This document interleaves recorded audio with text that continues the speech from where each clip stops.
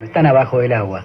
Está en línea Miguel Calvete, que es economista, pero además es alguien que conoce mucho de consumo y en su momento representó a la asociación, a la organización de supermercadistas chinos aquí en la Argentina. Así que es alguien que la conoce de un lado y del otro del mostrador. ¿Cómo le va, Miguel? Buen día. ¿Qué tal? Buen día, ¿cómo le va, Pizarro? Bueno, buenas noches.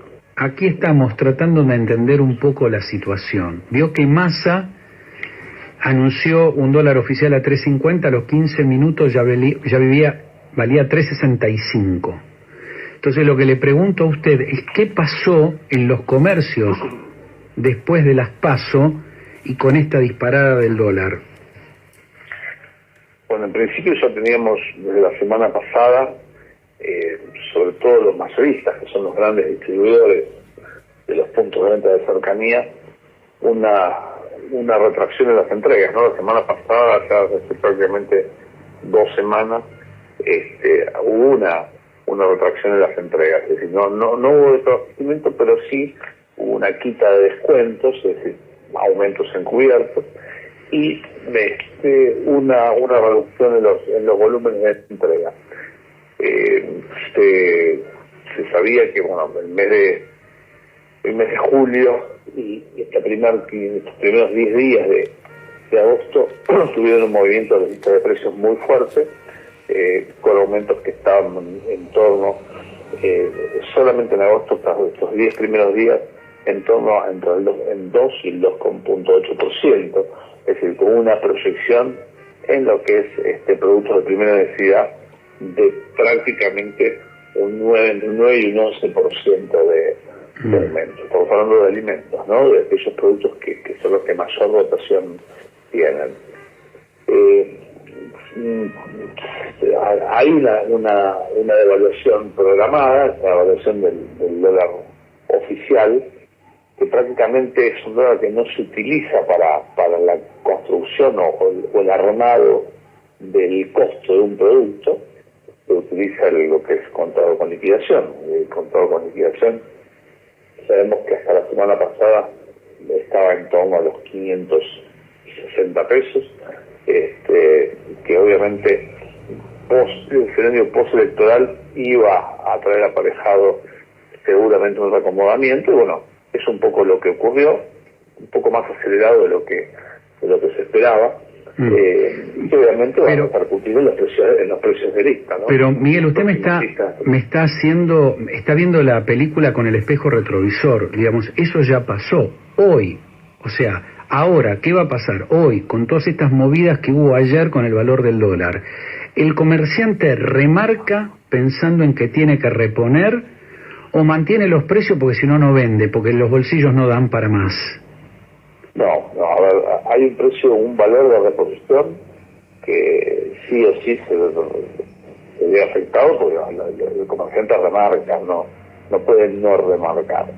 Que funciona como un ancla para el consumo, sí, efectivamente funciona como un ancla para el consumo, y de hecho genera un cambio de hábito de consumo que ya viene ocurriendo y va a seguir ocurriendo. Pero sin lugar a dudas, esta devaluación, que ya no es una microdevaluación, es una devaluación muy, muy fuerte, va a generar esta semana un cambio de lista que ya lo viene anunciando la semana pasada en la industria, sobre todo las grandes industrias. Esto sin lugar a dudas pero ¿por qué la semana pasada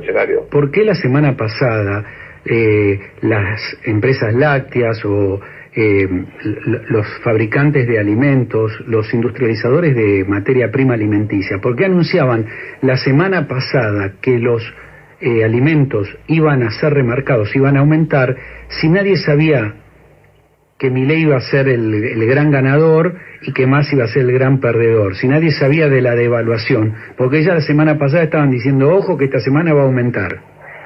A ver, por lo general los mercados, y sobre todo los mercados en el caso de las grandes industrias de consumo masivo, suelen estar adelantados a muchas veces a los hechos.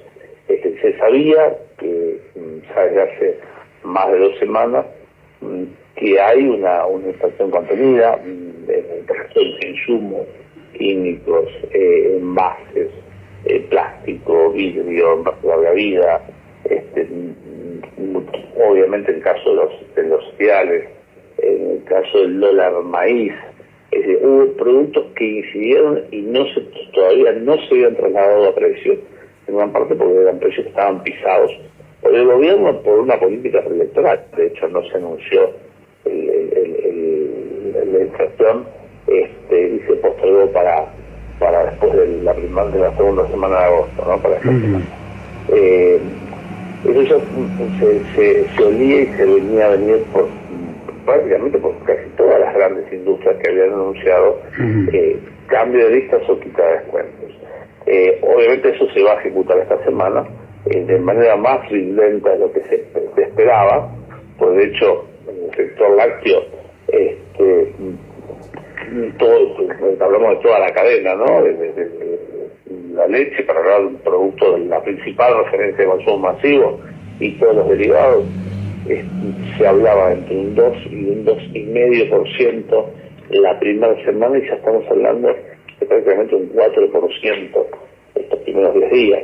Entonces, el valor de reposición prácticamente las grandes industrias ya lo habían anunciado. Ahora, se adelantan al mercado y generan una inflación por expectativa, que tal vez no sea la correcta, no sé, pero en el caso de los costos de reposición de los pequeños comercios y de las pequeñas industrias, o sea, los comercios que venden productos terminados o industrias que venden productos con procesos de elaboración dentro de un esquema de una cadena de elaboración, el valor de reposición lamentablemente genera esa inflación por la expectativa. Pero este dólar de 685, este dólar blue de ayer, obliga, por ejemplo, al almacenero, al supermercadista de barrio, a que aumentar los precios, aunque en ese aumento siga perdiendo clientes que no pueden comprar porque el bolsillo no les da.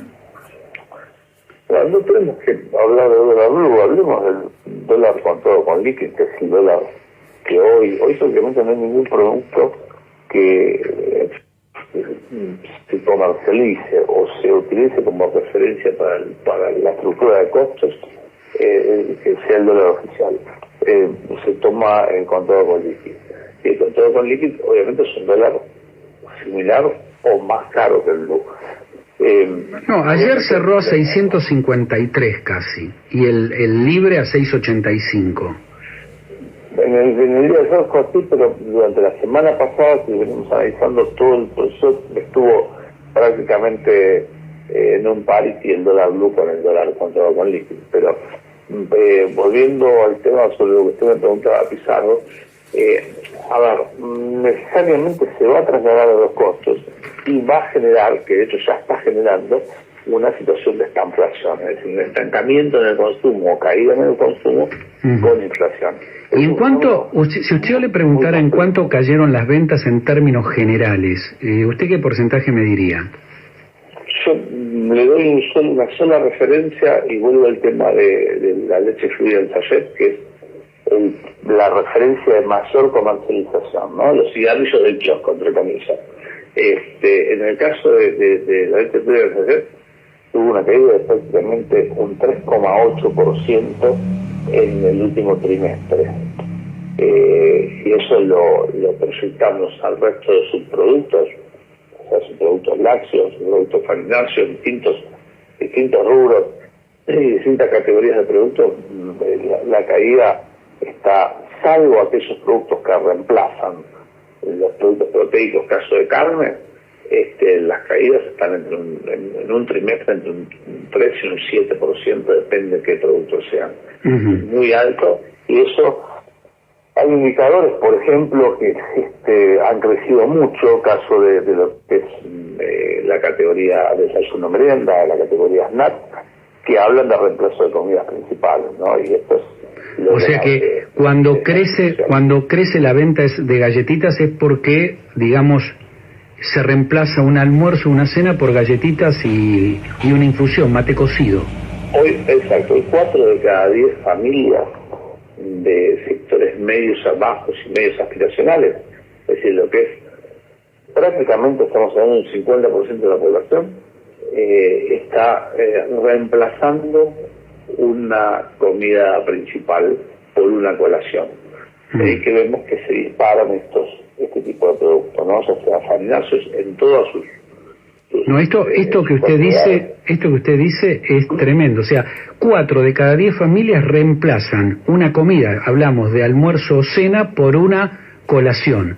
O sea, exacto, una infusión más galletitas, o más pan, o lo que fuere. Esto lo hemos realizado con el Instituto de Estudios de Consumo Masivo, juntamente con el Observatorio Oficial de la UCA, y con ISPECI, que es un organismo que también hace estudios sobre todo en lo que es barrios carenciados, y ahí estamos hablando de una franja muy muy grande de la población, ¿no? Estamos hablando de sectores bajos y sectores medios aspiracionales. Bien, déjeme, Miguel, porque tengo que ir a las noticias, le voy a hacer la última pregunta y le agradezco la gentileza que ha tenido de atendernos, y de explicarnos este último dato. Realmente, más que, como dicen los pibes, más que partir de la cabeza, te rompe el alma, ¿no? En un país que produce alimentos. Ahora, ¿quién lo hace quedar de una manera, digamos, tan ridícula Massa, que anuncia un dólar oficial a 3.50 y a los 15 minutos vale 365? Bueno, hay una reacción del mercado y obviamente una falta de credibilidad, sin lugar a dudas, y hay un contenido político. Sabemos que en Argentina todo lo que sea proceso electoral incide de manera directa, y política incide de manera directa en la economía. Pero si a Massa no le creen, ¿puede seguir sosteniéndose en ese puesto en meses tan duros como van a ser los que vienen hasta octubre o hasta diciembre? Van a ser 60 días muy muy muy complicados. Obviamente, más allá de eso, entendemos que el gobierno va a tratar de mantener para poder recuperar los puntos que necesita para llegar a un balotaje, ¿no? Miguel, gracias por habernos atendido, ha sido muy amable. Y repito, ese dato que usted dio, 6 de cada 10 familias argentinas reemplazan un almuerzo o una cena por una colación. O sea, galletitas por mate cocido y pan, una cena o un almuerzo por galletitas y un mate cocido, o pan y un café con leche, o lo que puedan hacer. O pan y mate, lo que puedan hacer. Los sectores medios aspiracionales, los sectores bajos, hoy tenemos esa realidad, y bueno, lamentablemente es producto de la situación económica en general. Miguel, ha sido muy amable, muchas gracias. El señor Miguel Calvete, economista especialista en consumo. Rápido